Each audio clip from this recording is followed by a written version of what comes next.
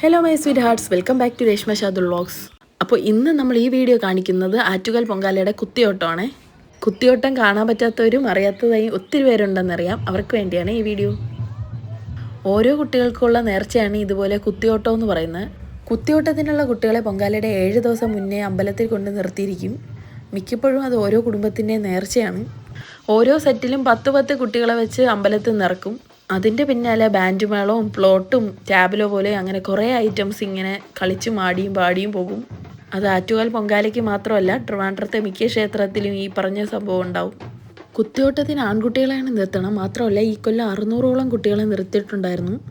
അപ്പോൾ ബാക്കി വിശേഷങ്ങൾ എല്ലാവരും ഒന്ന് പോയി കണ്ടിട്ട് വരൂ.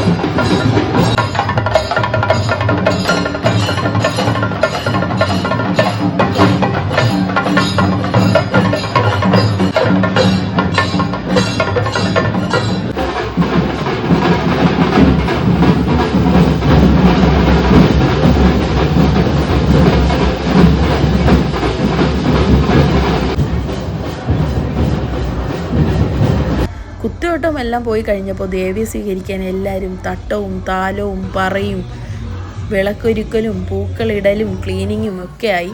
കുത്തിയോട്ടമൊക്കെ പോയി കഴിഞ്ഞ് ഏകദേശം 1 മണിക്കൂർ കഴിഞ്ഞപ്പോഴാണ് ദേവി നമ്മളുടെ നടയിലെത്തിയത്. അങ്ങനെ എല്ലാ ഒരുക്കങ്ങളും വേഗം വേഗം കഴിഞ്ഞു.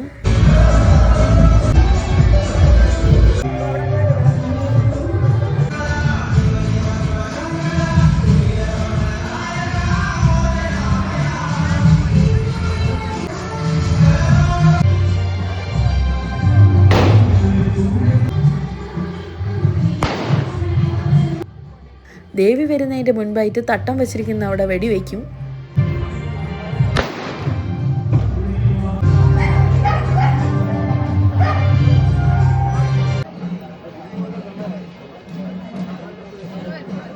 ആദ്യം മുൻപിൽ വരുന്ന വെടിവെച്ചതിന് ശേഷം മുത്തുക്കുടയാണ്. മുത്തുക്കുട പിടിച്ചിട്ട് ഒത്തിരി ആൾക്കാർ ഇങ്ങനെ വരും.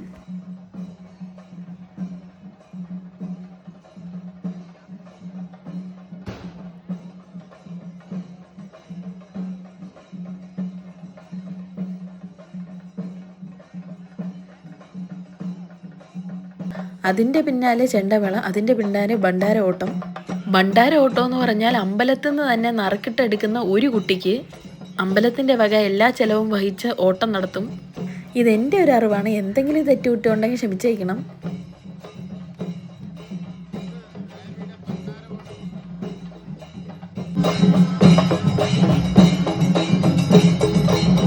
അങ്ങനെ ഭണ്ഡാര ഓട്ടം കഴിഞ്ഞ അമ്പലത്തിൽ നിന്ന് പൂജാരി വന്ന് തട്ടം നേദിക്കാനുള്ള തേങ്ങയെല്ലാം പൊട്ടിച്ചു വയ്ക്കും.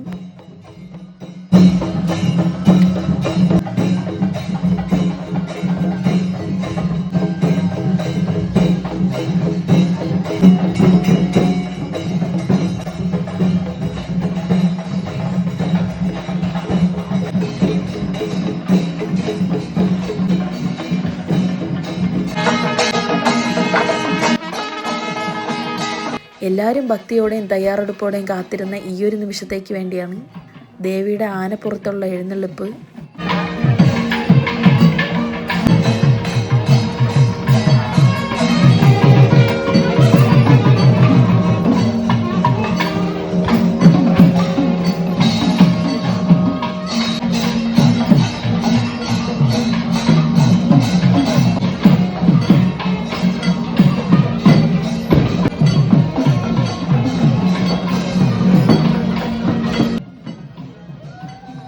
അങ്ങനെ നമ്മളുടെ അവിടെ വച്ചിരുന്ന താലവും പൂവും പൂമാലയും പട്ടുസാരിയും എല്ലാം ദേവിയുടെ പുറത്ത് സന്തോഷത്തോടെ ചാർത്തി.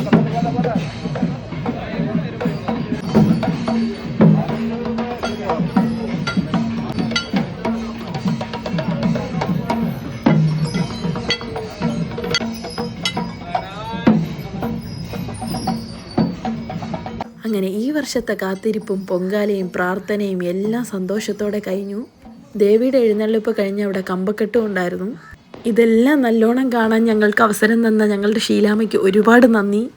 ദേവിയുടെ എഴുന്നള്ളിപ്പ് കഴിഞ്ഞപ്പോൾ തന്നെ അവിടെ ക്ലീനിങ്ങും പരിപാടിയും എല്ലാം തുടങ്ങി. ഓരോരുത്തരുടെ മുഖത്ത് സന്തോഷം ഞാൻ വീഡിയോയിൽ പകർത്തി.